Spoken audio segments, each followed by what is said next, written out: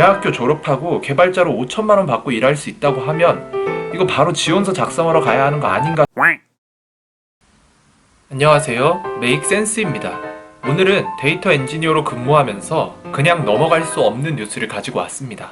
바로 이번 달 초반에 개발자들 사이에서 아주 뜨겁게 화두가 된 넥슨과 넷마블의 연봉 인상에 대한 내용입니다.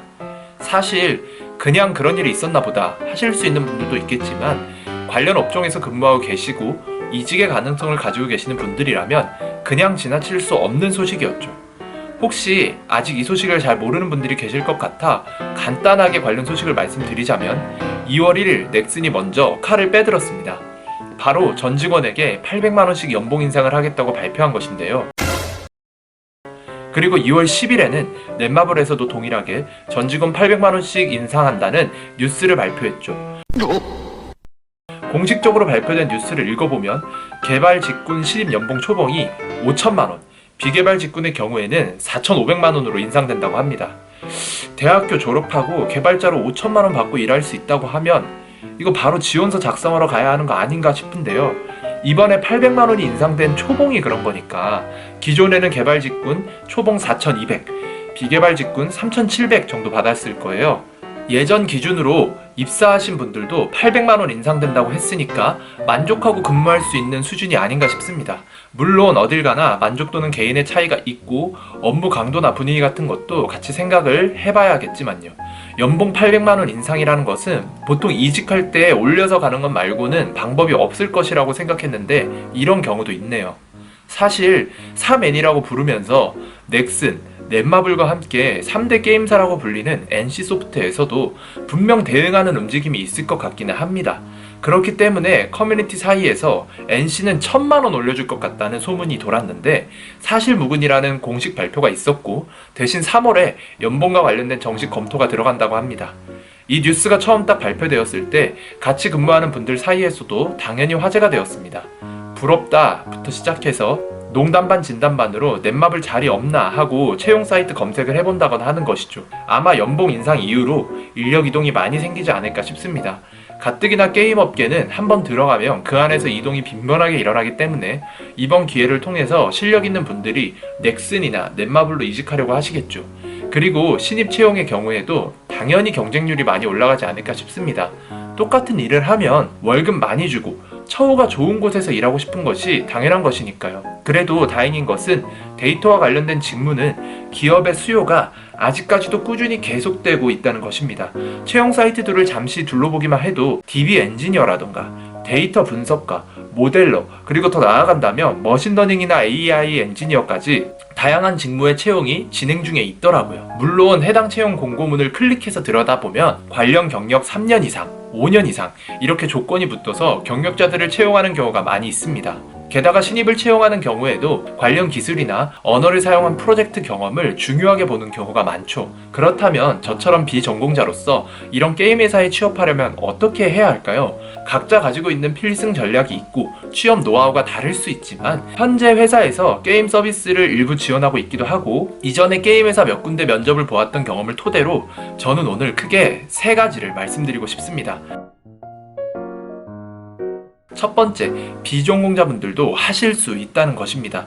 대학 때 전공을 다른 것으로 공부했지만 IT 회사나 이런 게임 회사에서 개발자나 엔지니어로 일하는 목표를 가지고 이력서를 제출하는 것이 불가능한 벽을 넘으려고 하는 것이 절대 아니라는 것입니다. 실제로 지금 제가 다니고 있는 회사에 입사하시는 분들을 보면 전공자분들이 물론 많이 계시지만 그렇다고 비전공자분들이 없는 것도 아닙니다. 저도 그중 한 명이고요. 대신 제가 지난 영상에서 말씀드렸던 것처럼 정말 이 악물고 해야겠죠. 당연히 대학교 4년이라는 시간을 다른 것을 배우며 보냈기 때문에 어디에선 가는 전공자들과 비교했을 때 부족한 부분이 있을 수밖에 없습니다. 그러니 부족한 부분을 발견했다면 그것으로 좌절하거나 포기하지 말고 의연한 태도를 취하셨으면 좋겠습니다. 오히려 어느 정도의 열등감은 노력하고 발전할 수 있는 동기부여가 될 수 있으니까요. 그 부족한 부분을 발판 삼아 오히려 더 높은 수준으로 채울 수 있을 것입니다. 두 번째로 말씀드리고 싶은 것은 제가 자주 강조하는 부분인데요. 공부를 하거나 토익 프로젝트를 진행하실 때 진행한 부분을 기록으로 남겨두는 것을 훈련하시면 좋다는 것입니다. 우리가 책을 읽고 독후감을 쓰거나 영화를 보고 나서 리뷰를 남기기도 하는 것처럼 기록을 남긴다는 것을 어렵게 생각하지 않으셨으면 좋겠습니다. 우리들이 개인적으로 프로젝트를 진행해 본다고 한다면 게임 회사에 들어간다고 해서 게임을 직접 개발하거나 서버를 운영하는 등의 일은 하지 않으니까요. 가령 데이터베이스 구조를 설계해 본다거나 ETL과 같이 데이터를 수집하고 처리하는 작업을 위한 스크립트를 개발해 볼 수도 있고, 웹상에 있는 데이터를 내려받아서 BI 보고서를 만들어 볼 수도 있겠죠. 이런 작업을 할 때 어떤 언어를 사용했고 어떤 점이 힘들었고 어떻게 해결했고 결과는 어떻게 나왔다라는 식으로 기록을 남겨서 블로그에 정리를 한다거나, 관리하고 있는 포트폴리오 양식이 있다면 그곳에 계속 추가하는 식으로 남겨놓을 수 있을 것입니다. 이렇게 하면 추후에 이력서를 제출하거나 면접을 볼 때 충분히 여러분들의 실력과 관련 직무에 대한 열정을 어필하는 데 효과적으로 이용할 수 있을 것입니다.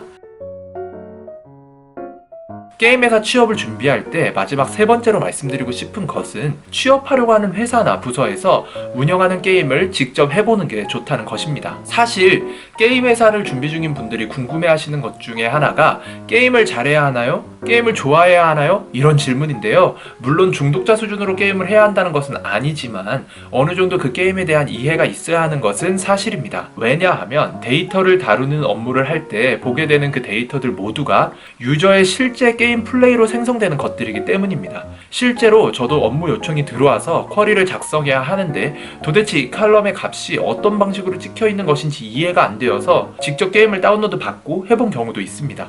당연히 대부분이 테이블 정의서로 관리가 되어 확인해 볼 수 있겠지만, 게임을 잘 모르면 테이블 정의서에 쓰여 있는 것도 이해가 안 되는 경우가 있어요. 예를 들어 본다면 롤과 같은 유사한 게임 데이터를 받아본다고 가정해 보겠습니다. 하루 동안의 유저 플레이에 대한 정보를 집계해 놓은 테이블이 있다고 합시다. 계정 아이디, 닉네임, 티어, 플레이 횟수, 승리 횟수 등등 여러 가지 칼럼이 이 테이블 안에 구성되어 있을 수 있겠죠.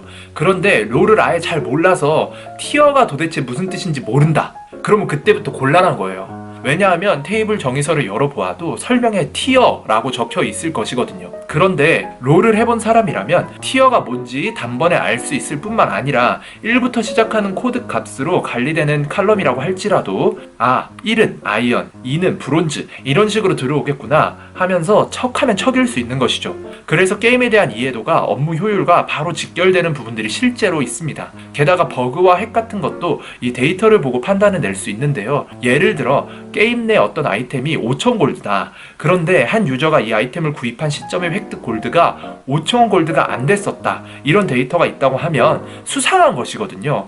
정상적인 방법으로 게임을 이용하고 있지 않은 것인지 확인하고 잡아내야 되는 데이터인 것이죠. 만약 게임을 잘 아는 사람이라면 이런 데이터를 보면 단번에 이상한데? 할 수 있겠죠. 그런데 게임을 잘 모르면 전혀 낌새도 못 느끼고 지나가는 거예요. 상품을 판매하는 회사에서 그 상품에 대한 이해도가 있어야 하는 것처럼 게임 회사에서는 게임 서비스가 일종의 상품이기 때문에 당연히 어느 정도 이해가 있어야 하고, 그렇게 실제로 면접을 보면 거의 100이면 100 다 회사에서 서비스하는 게임을 해봤는지, 그리고 어느 정도 수준인지 물어보는 것입니다. 이와 더불어 요즘에는 데이터 분석 업무가 활발하게 이루어지고 있기 때문에 게임 데이터와 관련된 일반적인 도메인 지식을 익혀놓는 것이 좋습니다. DAU라던가 리텐션, PU 등의 용어들은 인터넷에 검색하면 어렵지 않게 찾아서 공부하실 수도 있을 테고, 어딜 가나 비슷하게 사용되는 것들이 많습니다. 그리고 저의 경우에는 면접에서 물어보는 경우도 있었고요. 숙지하고 있다면 업무에 빠르게 적응하는데 분명 도움도 될 것입니다. 이렇게 최근 굵직한 두 게임 회사의 연봉 인상 뉴스와 그와 관련해서 게임 회사 입사를 위해 우리들은 어떻게 준비해야 할까에 대한 것을 나누어 보았는데요. 사실 제가 이전 영상에서 취업 준비할 때 중요한 기준으로 삼아야 하는 것들 중에서 연봉은 상대적으로 후순위에 두어야 한다고 말씀을 드렸는데요. 그럼에도 불구하고 이번 넥슨과 넷마블의 전 직원 연봉 인상은 800만 원이라는 적지 않은 인상률에다가 코로나로 인해 작년 한 해 힘들었던 전반적인 흐름을 생각해보면 상당히 의미가 있는 뉴스이기 때문에 이렇게 한번 다루어 보았습니다. 이후에 다른 게임, IT 회사에서 또 어떤 대응이 나올지 지켜보는 것도 또 하나의 흥미로운 이슈가 되겠네요. 모두 건강하시고 오늘도 즐거운 하루 보내시기를 바랍니다. 이상으로 메이크 센스였습니다.